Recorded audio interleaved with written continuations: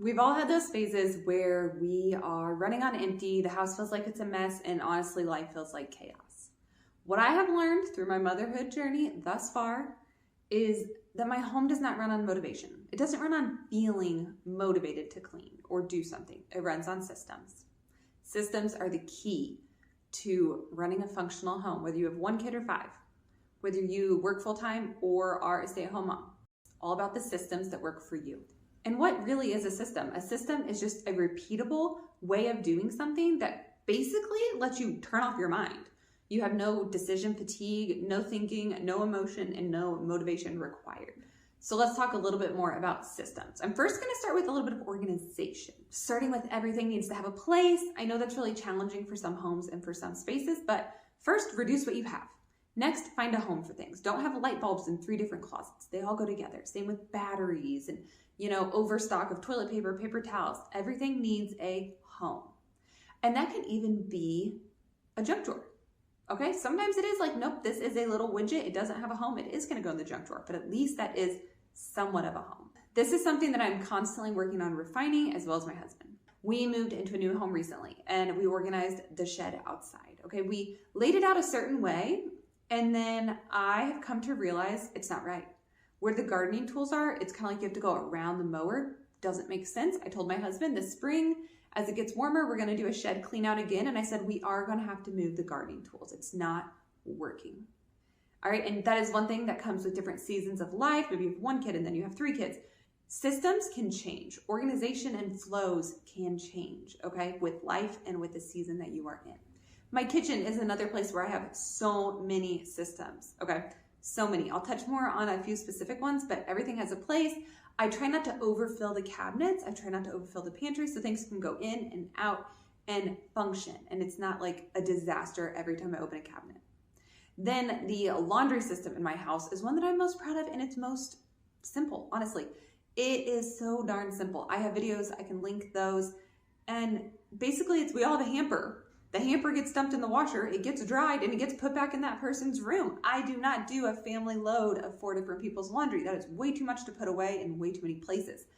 If possible, I do 1 person at a time. I love it. I love hampers. Can't recommend them enough. If you need to combine 2 hampers, that's okay. Guess what? You're only putting away laundry for 2 people. Not so bad. Have a hamper for towels and then do sheets as needed. Put it on a rotation. I don't even care what day of the week it is. I just pick the fullest hamper and I do that laundry. So simple. Check out those videos if you want to hear more about it. They will be linked in the description. Next, I want to walk you through a system or a flow we have in our mornings. So my oldest is in kindergarten. All right, she goes to school. My youngest sleeps in. So they are not a part of this routine right now. And I would say 95% of the days, they are still asleep during this routine. If they wake up, it puts a little bit of a, oh, hello, into the routine. But for the most part, they're not a part of it. So disregard my younger child. Let's talk about my older child. They go to kindergarten. So my husband and I have created a bit of a dance in the morning on how we handle them. So around 6:40, my husband is waking up and taking care of himself. He's getting dressed and ready for work. I don't have to get to work and do all that. So I'm in the kitchen packing her lunch. We pack every single day. So I'm packing. He's getting himself dressed. She's still sleeping most of the time. She might wake up early. That's okay. Then if she wakes up early, cool. If she does not wake up early, that's okay too. He goes in her room at, I believe, 6:50 is when we have him set to go in her room. Her light turns green. She has a Hatch night light. I can link that. We love it. And so it turns green at 6:50, or he goes in at 6:50. He goes in and sees her. Good morning, sweetheart. Sometimes she'll come out, give me a hug, and he is getting her dressed. That is his job, which the night before, I typically laid out her outfit so we can kind of like dress her in the dark. And then she comes out to me, and at this point, I'm usually in the bathroom, and I am getting toothpaste on her toothbrush, and I'm getting out a hair tie and a hairbrush. So she's dressed, she comes to me, goes potty, brushes her teeth, and I do her hair. While I am on her, he's in her room, opening her curtains, making her bed, and making sure that her jammies got in the hamper. If she didn't do it, he does it. I don't know their system because I'm outside. So then I have her pottied, teeth brushed, hair done. He's got her dressed. That's it. The lunch, at that point, I've already put it in her backpack. She's locked and loaded and ready to go. He grabs his lunch, which he packs or I pack, depending on the day.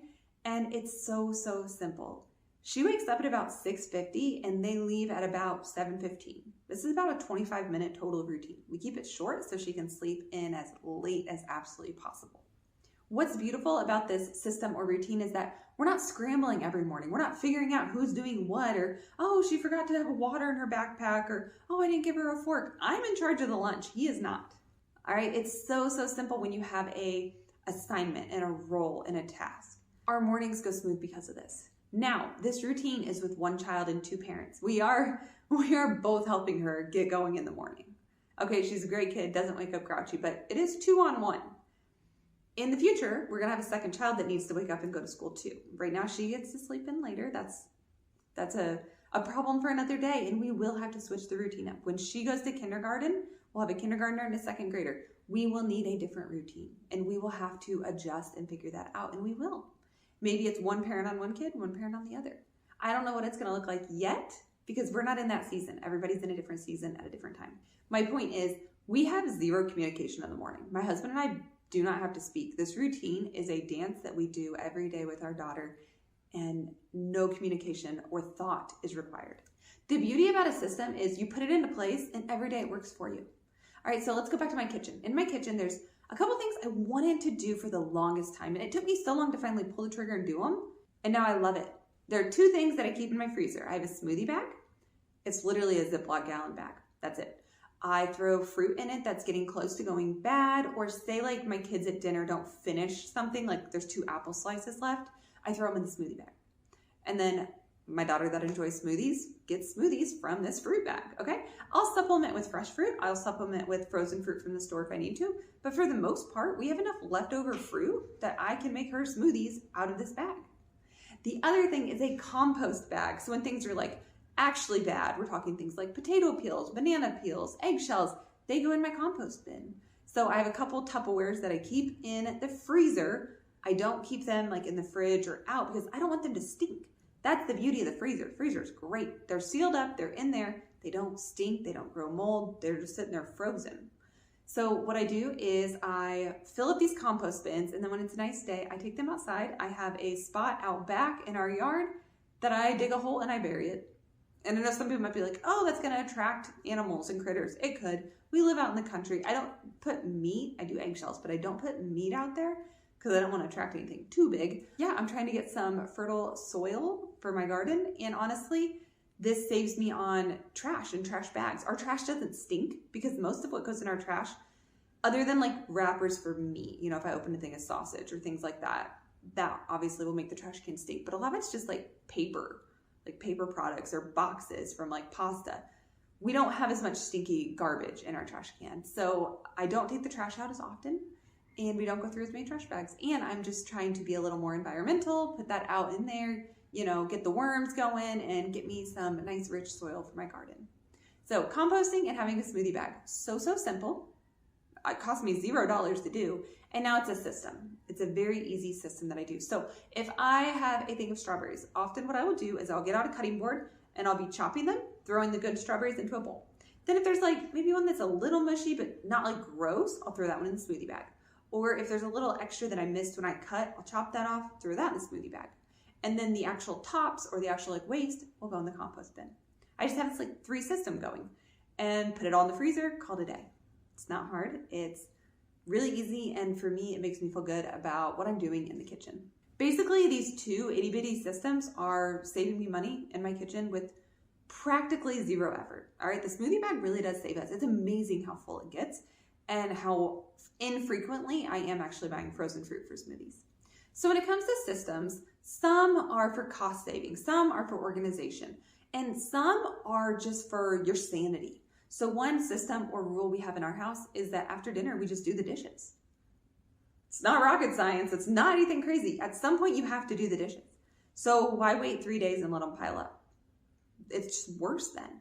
We immediately do the dishes. All the like plates, forks, spoons, all that goes in the dishwasher, and I wash pots and pans by hand, or my husband does. They literally get washed. We set them on a towel. We will dry them off and we put them away. And basically after dinner, we can shut down our kitchen. We will do a broom sweep, and if we need to wipe down the countertops, the stove, we'll do all that, and pretty much the kitchen is shut down right after dinner. It's a system that we find works for us, and it's It's something that you say thank you to your future self, because guess what? When my kids go to bed at 8 o'clock, I'm not back in that kitchen cleaning up. It is closed already. All right, that is one system also that we kind of have in our house is we don't clean when our kids are asleep. We clean when they're awake. We don't, put away all the toys or dust or mop when they're in bed. No. A, they need to see you clean. And B, when they're in bed, that's our rest time as well. And that is sacred for me. So when it comes to systems, put them into place, and then you don't have to debate. You don't have to argue with yourself, and you don't have to make more decisions. Moms have decision fatigue. We're tired. Okay, we don't have the motivation. We don't have the energy. You just have to do. Okay, I am a robot after dinner. I do the dishes. I don't even think about it. There's no argument with myself. I just do it. Our home does not run as well as it does because I'm this super disciplined person or super motivated. Like, I never work out. I'm not disciplined. I don't read my Bible as often as I would like to. But for my home, I have systems in place. These systems are what keep my home running. And is it perfect? No, there are plenty of areas I need to do better. Cleaning is one of them. I am not the best at deep cleaning, like getting to the showers. Not my strong suit. But when it comes to laundry, dishes, the basics, I can knock those out of the park. I love systems. I love that they're fixed for a season. When you lock them in, that's great, but they can always change. Like I said, our shed, we need to reorganize it. The morning routine, when you go from 1 kid to 2 kids, it's going to change. All right, maybe you get a new job. Maybe, I don't know, like my husband occasionally will go out of town for work. Then it's all on me. I have to accommodate for that. And I do, and I make it work, and it's fine. The system is still there, even if you have to tweak it, adjust it, or modify it over time. You just need to keep refining your systems so they work in your home and in your season of life. And I also want to emphasize that keeping your home calm, peaceful, manageable, it's not actually about doing more. If anything, it's just about having the right systems in place. All right, so I want to encourage you to have a manageable home run on systems, not motivation. I'll catch you in the next one. Until then, have a great day.